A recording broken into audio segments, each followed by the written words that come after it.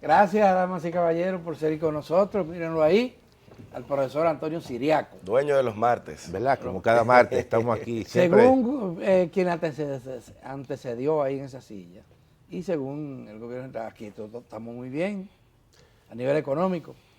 Bueno, fíjate que, por ejemplo, se está hablando de las metas del 2036. Sí. Eso es un punto importante del partido.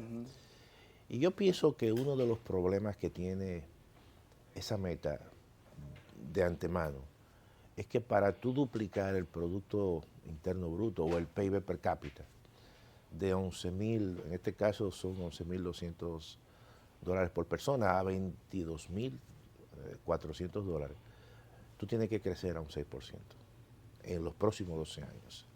Y no estamos creciendo a un 6%. Ya eso es un tema que lo que hace es que mientras menos tú creces, más tiempo se prolonga alcanzar esa meta. O sea, no sería en 12 años, sería en 14 o en 16 años. Entonces eso es un elemento importante. Pero para tú crecer a un 6%, tienes que tener un nivel de inversión pública entre 3.5 y 4%, mínimamente. Y no lo tenemos. Y no lo tenemos. Entonces, esos son elementos que... No lo tenemos ni se sabe de dónde. Ni se sabe. Va a aparecer el dinero para... No, porque excepto que tú te endeudes. Y entonces el gobierno, obviamente, que no va a asumir endeudamiento para esos fines. Por lo tanto, hay un elemento ahí, hay una restricción presupuestaria que puede limitar todas esas metas que tú te has trazado. Y yo creo que son elementos que hay que tomar en consideración. O sea, claramente, cuando uno ve al presidente con ese entusiasmo, incluso que lo ha anunciado en varias ocasiones, tanto en la Asamblea Nacional, en su discurso de rendición de cuentas, pero uno dice, bueno, ¿de dónde va el financiamiento? ¿Dónde va a salir? Y ha planteado que no va a hacer una reforma fiscal. Va a hacer una reforma fiscal. Por lo tanto, yo lo que entiendo es que esas metas, obviamente que no se van a alcanzar en el 2036. Ojalá que se alcancen, porque uno lo que quiere es que el país se expanda, mejore su calidad de vida, sea un estado totalmente distinto, ¿no? Como se ha hablado aquí, porque hay metas evidentemente que nos van a permitir dar un salto importante como un país de renta media, como dicen, y salir de la trampa de los países de renta media. Pero para eso tú tienes que crecer, para eso tú tienes que hacer reformas. Pero las reformas implican todo un paquete, ¿no? Un paquete donde al final el elemento fundamental de la reforma es, y en este caso de la reforma fiscal o del pacto fiscal, es que pueda darle al Estado el financiamiento que requiere el Estado para alcanzar las metas de desarrollo. Profesor, dice el Ministerio de Economía, Planificación y Desarrollo que la pobreza monetaria está reduciéndose. Mira, ¿qué es un tema de medición. Por ejemplo, la pobreza monetaria, la metodología de medición de la pobreza monetaria depende mucho de las transferencias que los gobiernos le hagan a los grupos focalizados para aumentar su per cápita o su cápita más allá del umbral de la línea de pobreza. Supongamos que en estos momentos, con los ajustes de inflación, una persona que sea pobre es aquella que no alcanza una renta, un nivel de ingreso por persona de, ponle 10.000 pesos. Entonces, ¿qué ocurre? Que los gobiernos focalizan ese conglomerado de personas y entonces le inyectan transferencias, subsidios sociales, bono luz, bono gas, con una cuantificación y entonces luego te la sacan de esa línea de pobreza y eso es válido, eso lo han hecho todos los gobiernos, pero es como que te genera una gran cantidad de personas que son vulnerables, que ese es... Pero que además depende mucho de eso. No, y entonces generan, por eso mismo, el concepto de vulnerabilidad es que depende mucho de las ayudas sociales, o sea, tú no estás de una manera u otra construyendo, generando movilidad activos legales. Esas personas que reciben esa ayuda del gobierno, del Estado Dominicano o de cualquier otra fuente, no se sienten tentadas a quedarse tranquilos. No. Y no tratar de romper con ese círculo todo eso, de la pobreza ya no solamente monetaria. Que crea un proceso de inmovilidad. De inmovilidad. Claro, porque, o sea, casi siempre los programas, y esa es una crítica que se le han hecho a los programas tradicionales de transferencia, que caen en el asistencialismo. Y entonces eso no genera capacidades, eso no genera empoderamiento. Todo lo contrario, genera un proceso claro, de paternalismo. De paternalismo. Y eso entonces no permite que los sujetos, los actores que reciben esos beneficios, puedan tener esa capacidad para salir ellos mismos, ¿no?, de las condiciones en las cuales están. Pero más allá de estos parangones también hay otra realidad. Claro. Hay una parte de esos quintiles más bajos de pobreza que sin esas transferencias estarían en mucho peor condición. Claro, o sea, no estamos diciendo que esas transferencias son per se malas. Todo lo contrario, uno lo que tiene que empoderar y hacer que las transferencias vengan acompañado de una condicionalidad. Claro, por ejemplo, Cáritas Dominicana. Sí. O Cáritas, porque es Sí, un sí, organismo internacional de la iglesia. Se especializó en donar alimentos y cosas para los pobres. Después descubrió que estaba alimentando eso. Y dijo, bueno, lo damos, pero ustedes tienen que hacer algo. Claro. Tú los Límpiame condicionas. el camino, Tú los condicionas. lávame el parque, hazme esto, y yo te Tienes que ir a la escuela. Tienes que ir a la escuela. Tienes que ir a un proceso de vacunación. Sí.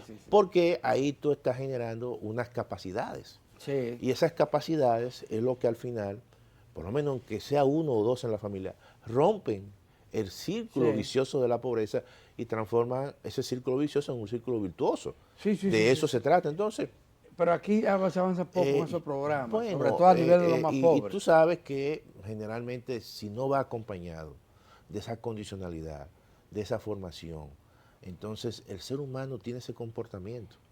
No es solamente en la República Dominicana. Y hay programas de iniciativa. En los Estados Unidos, todo el tema del welfare, y todo eso, y esos cupones de alimentos, eso generó también Claro, lo mismo. lo mismo.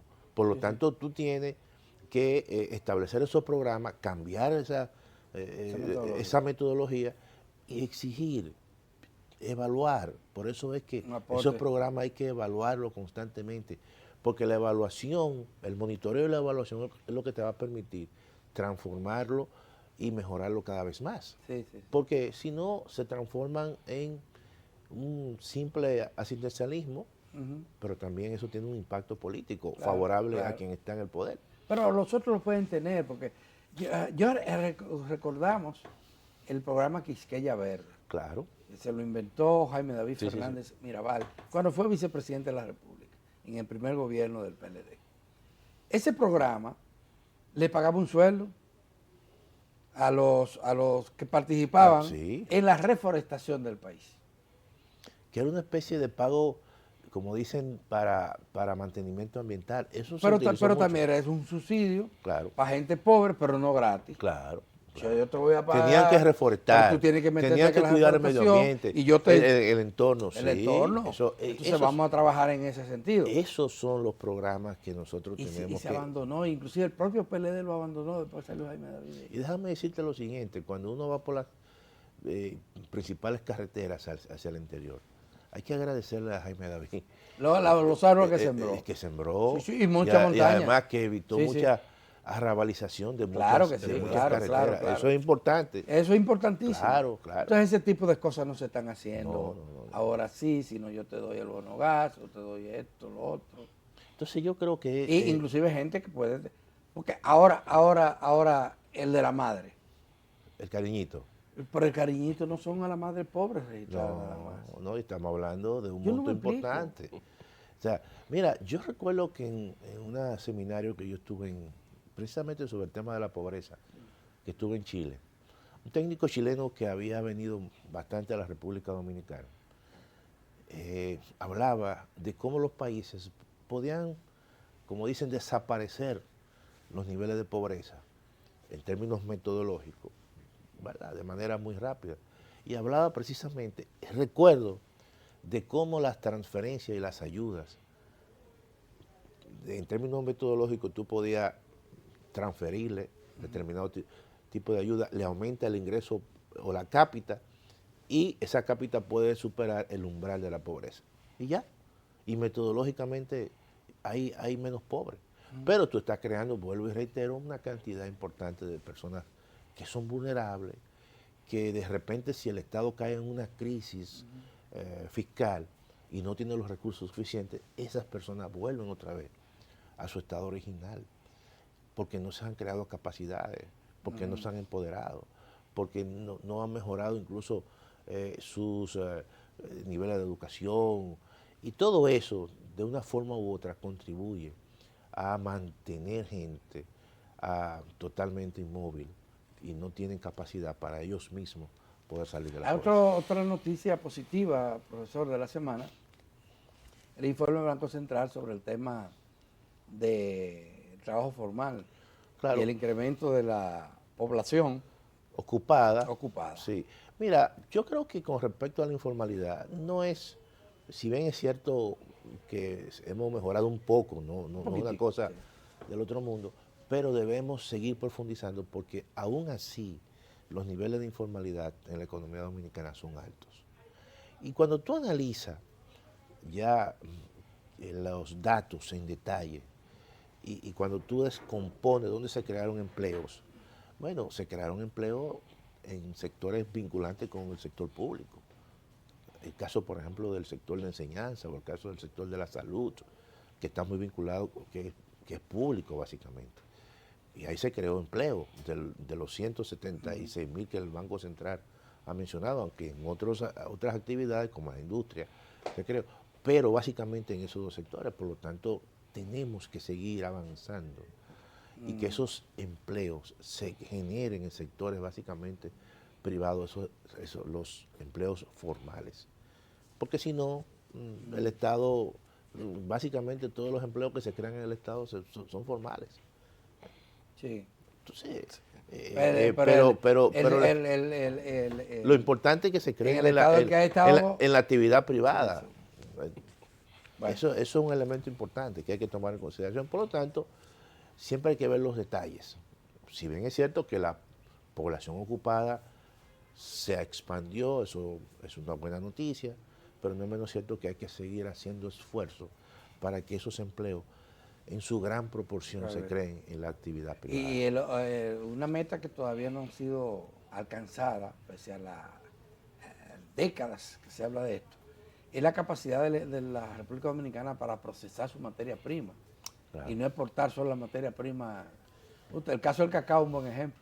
Eso es un ejemplo extraordinario y estamos no estamos aprovechando, esa señores, oportunidad. Ese boom que ha tenido el cacao. Eso es algo que nos debe poner a reflexionar, básicamente en el sector agropecuario, y hacer una mayor inversión en transformación, porque si no, estos boom no son para toda la vida, hay que aprovechar.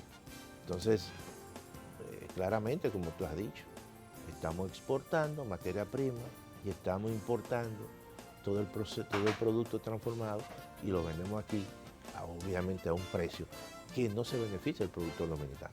Así es. Se nos acabó el tiempo, profesor. Bueno. Pero muchísimas gracias, profesor. Siempre. Muchísimas gracias por sus sabias orientaciones en materia económica y la economía, de que lo decía todo, decía hasta la política. Así mismo es determinante. Gracias, damas y caballeros.